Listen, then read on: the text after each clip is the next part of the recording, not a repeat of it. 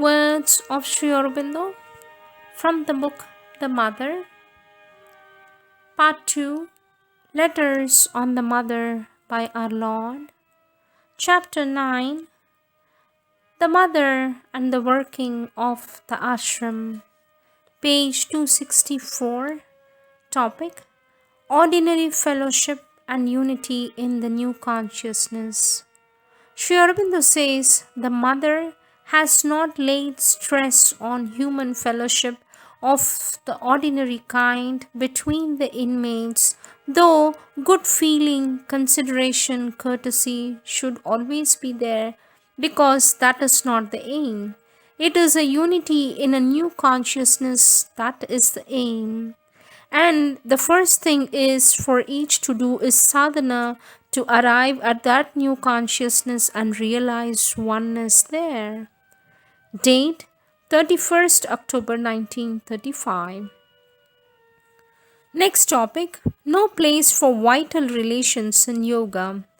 Sri Aurobindo says the whole principle of this yoga is to give oneself entirely to the divine alone and to nobody and nothing else, and to bring down into ourselves by union with the Divine Mother power, all the transcendent light, force, wideness, peace, purity, truth consciousness, and ananda of the supramental divine.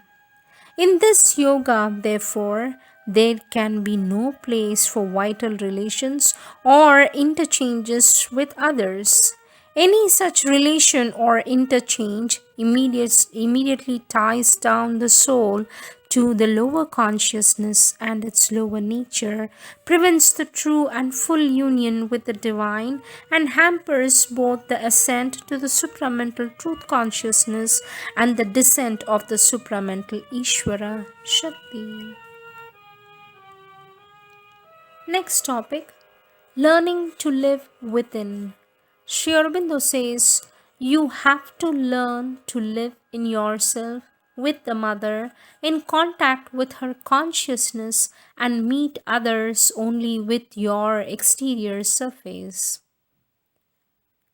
If it is like that, it is probably because you are living outside, following yourself to be disturbed by outward contacts. One cannot find happiness or a lasting character unless one lives within. Work, action must be offered to the mother, done for her sake only, without any thought for yourself, your own ideas, preferences, feelings, likes, dislikes. If one's eyes are fixed on these later things, then at every step one gets some friction either in the mind or vital, or if these are comparatively quiet, on the body and nerves. Peace and joy can only become stable if one lives within with the mother. Date 2nd Jan 1937. That is all right, says Sri Aurobindo. That is all right. But what I wrote was not put down as a rule for you alone. It is one which everyone ought to follow, X and everybody else.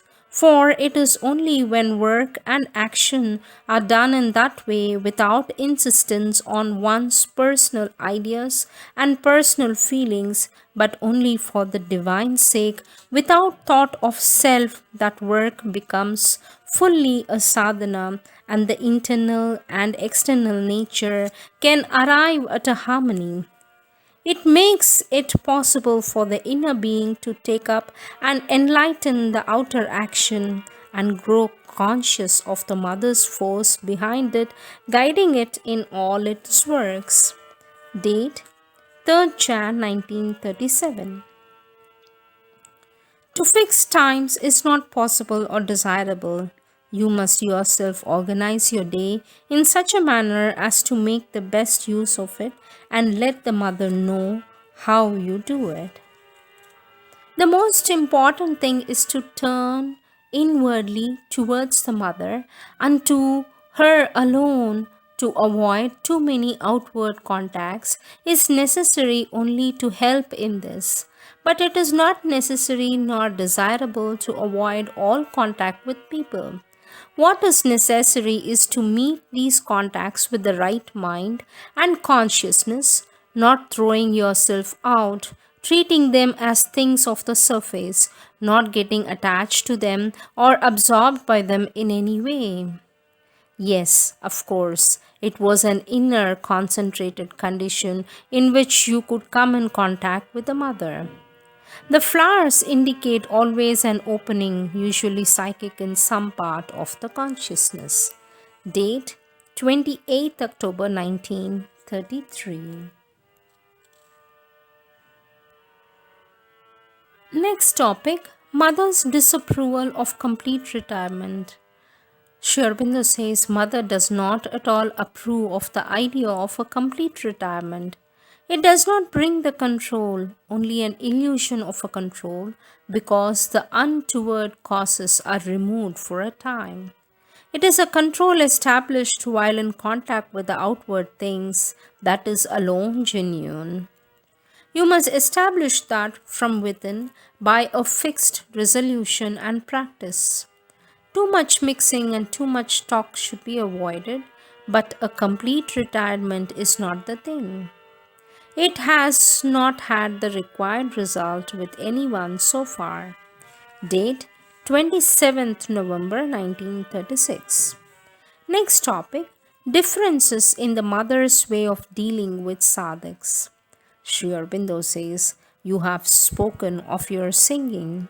You know well that we approve of it and have constantly stressed its necessity for you as well as that of your poetry. But the mother absolutely forbade A's singing. So, you see that to music for some she is indifferent or even discourages it. For others she approves, as for B, C, and others. For some time she encouraged the concerts, afterwards she stopped them.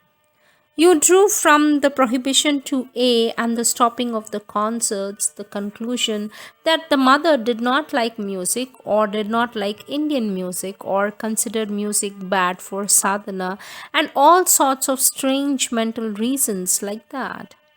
Mother prohibited A because while music was good for you, it was a spiritual poison to A.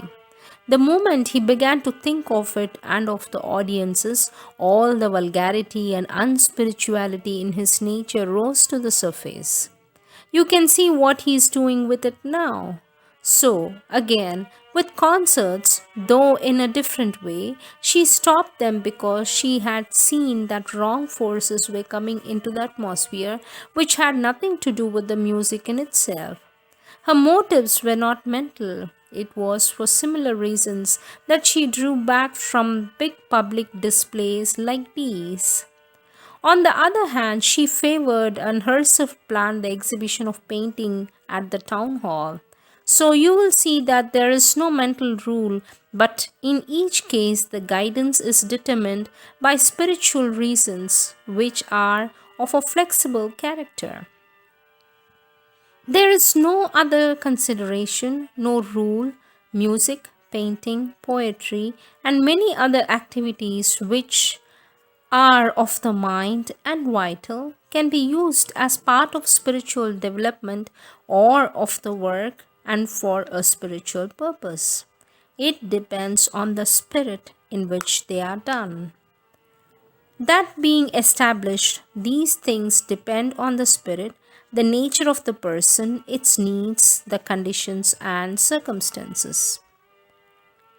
Sri Aurobindo continues to say, the sadhana is done by the mother according to the truth and necessity of each nature and each plane of nature. It is not one fixed process. Date 13th September 1933. Concern yourself with your own progress and follow there the lead the mother gives you. Leave others to do the same.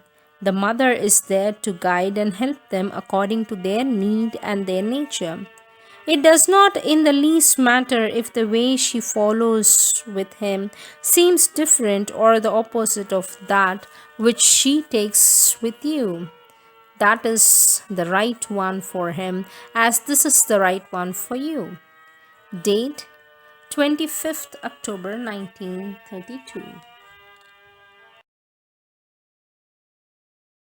Sri Aurobindo continues to say, the mother speaks or writes much more pointedly and sharply to those whom she wishes to push rapidly on the way because they are capable of it and they do not resent or suffer but are glad of the pressure and the plainness because they know by experience that it helps them to see their obstacles and change. If you wish to progress rapidly, you must get rid of this vital reaction of abhimana, suffering, wounded feeling, seeking for argument of self justification, outcry against the touch that is intended to liberate. For as long as you have these, it is difficult for us to deal openly and firmly with the obstacles created by the vital nature.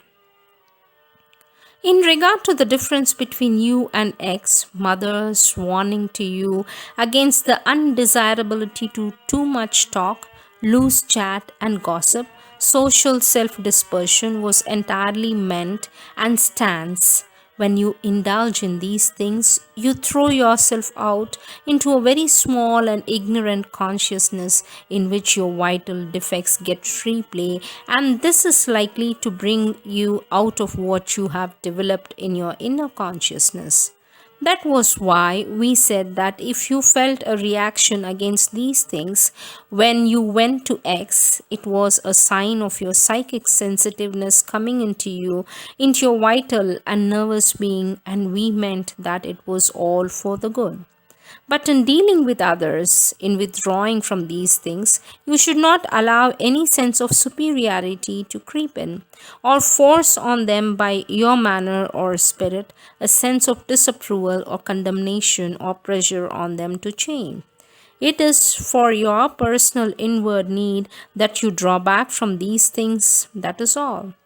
As for them, what they do in these matters, right or wrong, is their affair, and ours. We will deal with them according to what we see as necessary and possible for them at the moment. And for that purposes, we cannot only deal quite differently with different people, allowing for one what we forbid for another. But we may deal differently with the same person at different times, allowing or even encouraging today what we shall forbid tomorrow.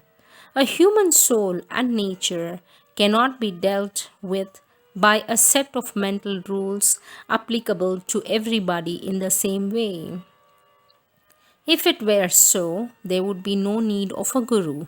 Each could set his chart of yogic rules before him like the rules of Sandoz exercise and follow them till he becomes the perfect Siddha. Date 25th October 1932.